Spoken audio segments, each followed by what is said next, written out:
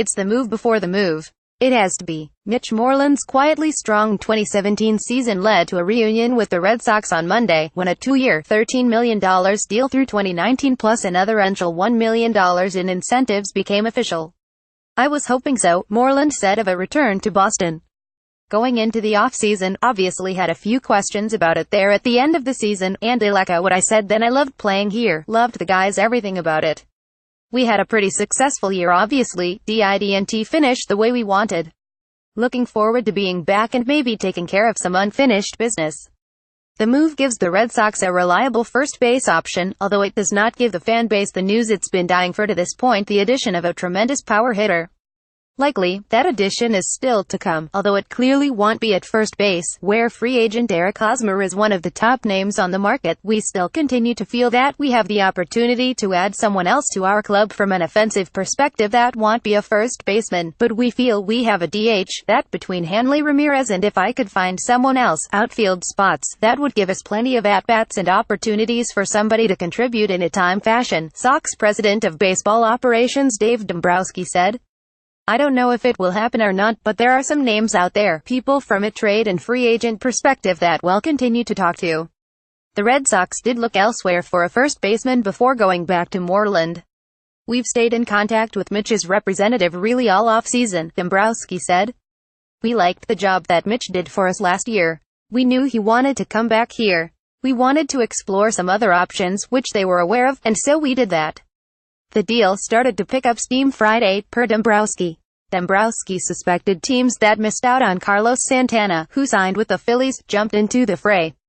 Dombrowski said he would be comfortable with the lineup as it is today, but that might just be his way of attempting to create a bit of leverage. Realistically, most everyone knows the Red Sox need another big bat. "Yeah, I'd feel comfortable with it," Dombrowski said of his lineup as currently constituted. "I do believe a lot of our people will be better internally than last year. We are looking to improve it, but yeah, I feel comfortable. I think you also have to combine offense with defense, and I think we have a good defensive ball club. I think when people look at Mitch, sometimes there are a couple guys out there that hit more home runs. Guys who from an offensive perspective, that people could think may be more appealing. But for us, we really like the all-around game that Mitch brings to us offensively and defensively. But yeah, I do feel comfortable. We do have a variety of ways that we could go and explore different ways as we go forward. But I also think, at least right now, we're in a position that we could go forward as we are now. How exactly the Sox will use Moreland is to be determined. A share situation with Ramirez seems viable. Moreland's production in 2017, his first season in Boston, was better than expected. Now entering his age 32 season, Moreland hit .246 with 22 home runs, and set career highs in games 149, doubles 34 and walks 57. He also did well in the postseason, going 5 for 13 against the Astros in the first round. A fractured left toe slowed Moreland and messed up his mechanics for a time, but he played through pain and skipped the disabled list. Moreland said he had a minor procedure after the season to repair a small meniscus tear in his left knee. That was the most he ever played, Dombrowski said of 2017. "He's really a gamer. He'll play all the time. He played injured, but I think you always have to be careful." Moreland's incentives are built around time on the field. Moreland makes $6.5 million in each of 2018 and 2019, plus another eventual $1 million in incentives, sources said. He can make up to $500,000 each year if he reaches 500 plate appearances in either season. He gets $250,000, and he gets another $250,000 if he reaches 550 plate appearances. A platoon situation would allow Moreland and Ramirez, who have both had health issues, to rest more than normal.